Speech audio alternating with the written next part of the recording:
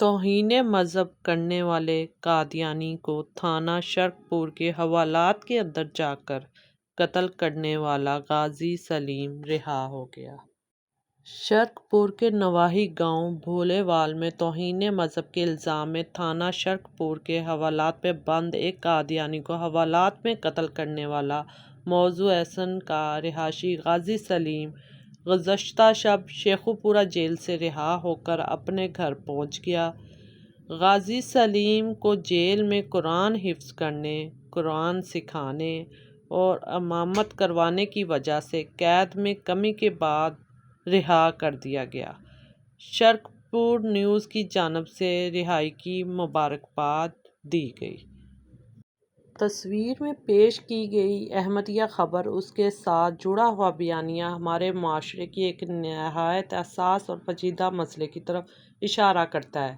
ایک طرف یہ دعویٰ کیا جا رہا ہے کہ ایک شخص جس کا تعلق احمدی جماعت سے بتایا جاتا ہے، اس کا قتل کیا گیا، اور دوسرا شخص جو قتل کرنے پر پکڑا گیا اور کچھ دنوں کے بعد وہ جیل میں عبادت، تلاوت قرآن، حفظ قرآن کے بعد رہائی پا گیا، جبکہ دوسری طرف یہی معاشرہ احمدیوں کے ساتھ امتیازی سلوک، قانونی پابندیوں اور سماجی ناانصافیوں کی طویل تاریخ رکھتا ہے۔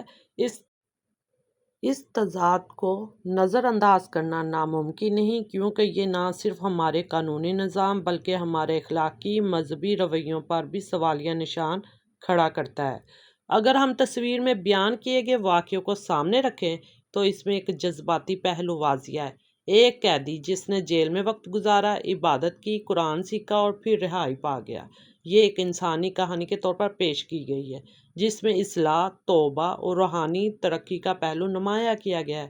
لیکن جب یہی معیار احمدی کمیونٹی کے افراد پر لاگو ہوتا ہے تو صورتحال بالکل مختلف نظر آتی ہے۔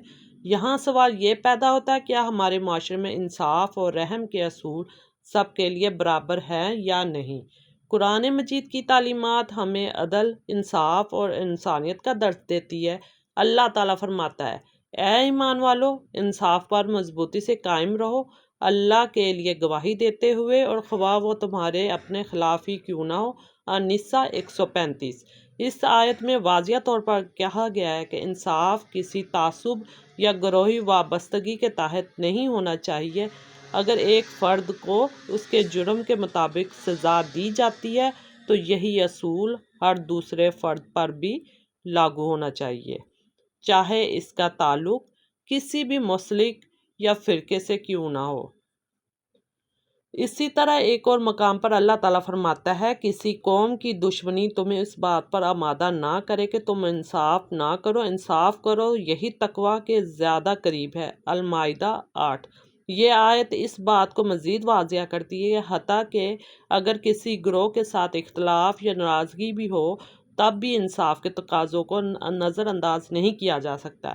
احمدیوں کے معاملے میں اکثر دیکھا گیا ہے کہ جذبات اور مذہبی اختلافات انصاف کی بنیادی اصولوں پر غالب آ جاتے ہیں، جو کہ قرآن کی تعلیمات کے خلاف ہے۔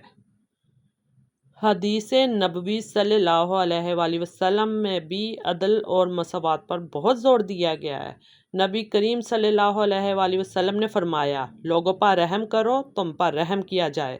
ایک اور حدیث میں آتا ہے کہ ظلم سے بچو، کیونکہ ظلم قیامت کے دن اندھیروں کی صورت میں ہوگا۔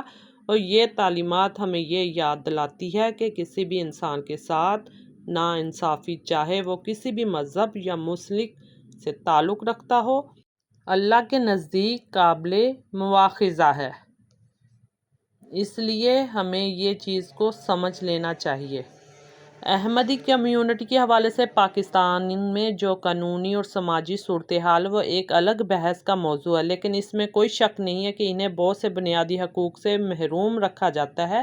ان پر مذہبی شناخت ظاہر کرنے، عبادات کرنے اور اپنے عقائد کے مطابق زندگی گزارنے پر پابندیاں عائد ہیں۔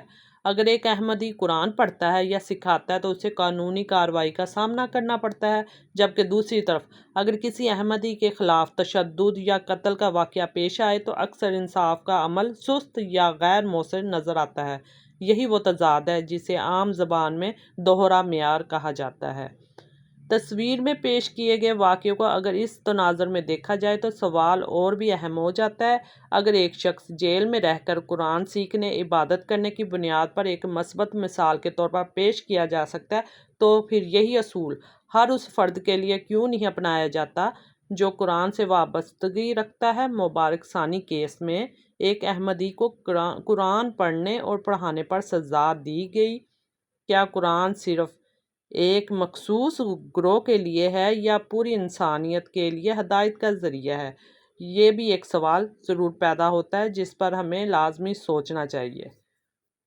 قرآن خود کہتا ہے یہ کتاب تمام جہانوں کے لیے نصیحت ہے۔ القلم 52۔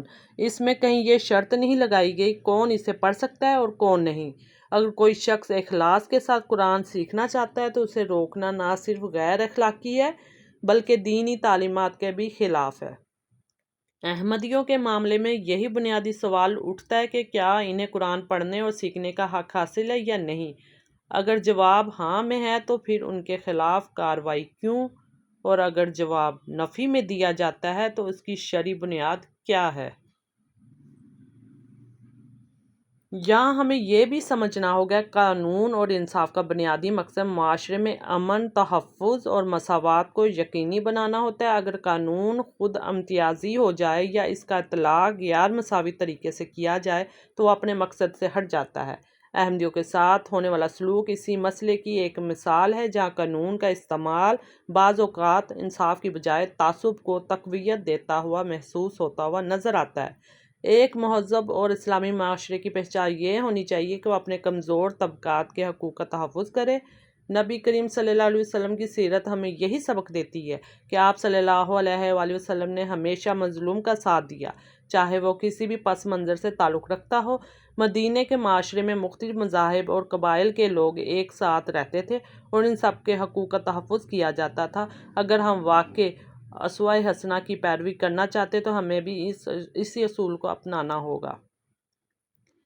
احمدیوں کے حوالے سے یہ کہنا کہ ان کے ساتھ سختی برتی جائے یا انہیں بنیادی حقوق سے محروم رکھا جائے تو نہ تو قرآن کے مطابق ہے اور نہ ہی سنت نبوی صلی اللہ علیہ وآلہ وسلم کے۔ اختلاف رائے اپنی جگہ، لیکن اس اختلاف کو ظلم، نفرت یا ناانصافی کا جواز نہیں بنایا جا سکتا۔ اگر کوئی فرد جرم کرتا ہے تو اسے قانون کے مطابق سزا ملنی چاہیے لیکن اس کی مذہبی شناخت اس سزا کا تعین نہیں کرنی چاہیے تھی۔ آخر میں تصویر میں پیش کیے گئے واقعے اور اس کے گرد بننے والے بیانیے کی ایک وسیع تناظر میں دیکھنے کی ضرورت ہے۔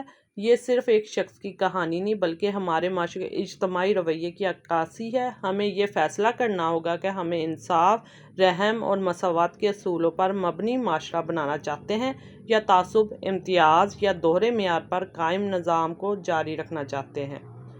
قرآن اور حدیث کی روشنی میں واضح پیغام یہی ہے کہ انصاف سب کے لیے یکساں ہونا چاہیے اور کسی بھی انسان کے ساتھ اس کے عقیدے کی بنیاد پر ناانصافی نہیں ہونی چاہیے۔ اگر ہم واقعی ایک اسلامی معاشرہ بننا چاہتے تو ہمیں اپنے رویوں اور قوانین دونوں کو ان اصولوں کے مطابق ڈھالنا ہوگا۔ یہی راستہ ہمیں ایک پرامن، منصفانہ اور باوقار معاشرے کی طرف لے جا سکتا ہے۔ تو ناظرین، کمنٹ سیکشن میں اپنا فیڈ بیک ضرور دیں، چینل کو لازمی سبسکرائب کریں اور ویڈیو کو ضرور شیئر کیا کریں تاکہ اگلی ویڈیو کا نوٹیفیکیشن بر وقت آپ کو مل سکے۔ اللہ حافظ، تو ملتے ہیں نیکسٹ ویڈیو میں۔